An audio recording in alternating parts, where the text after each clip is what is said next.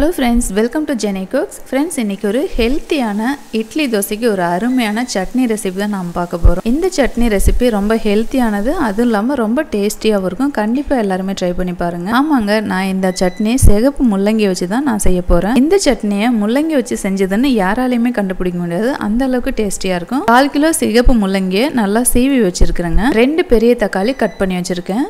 ஒரு கைப்பிடி அளவுக்கு மல்லி இலை எடுத்து வச்சிருக்கேன். நாட்டு பூண்டு ஒரு 10-15 பல் எடுத்துக்கோங்க. இது சின்னதாக இருக்கிறதுனால இவ்வளோ எடுத்திருக்கேன். நீங்கள் பெருசாக இருந்ததுன்னா ஒரு 4-5 பல் மட்டும் எடுத்துக்கோங்க.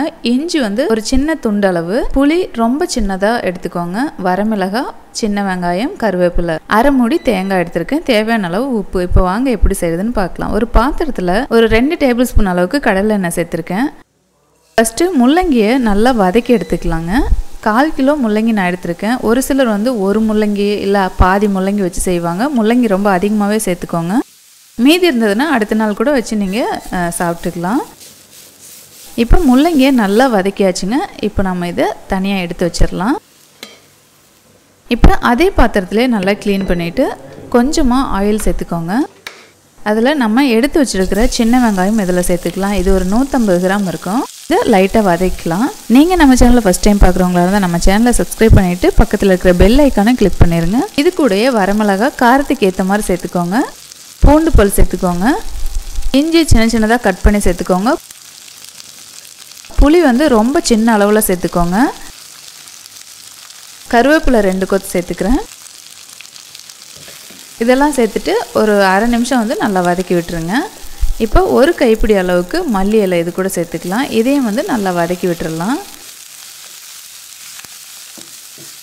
இப்போ மல்லி இலை நல்லா சுருண்டு வந்துருச்சு. இப்போ நம்ம கட் பண்ணி வச்சுருக்கிற தக்காளி, இது ரொம்ப பெரிய தக்காளி, அதனால் 2 சேர்த்துருக்கேன். சின்னதாக இருந்ததுன்னா 3-4 சேர்த்துக்கோங்க. இதெல்லாம் சேர்த்துட்டு நல்லா வதக்கி விட்டுடலாம்.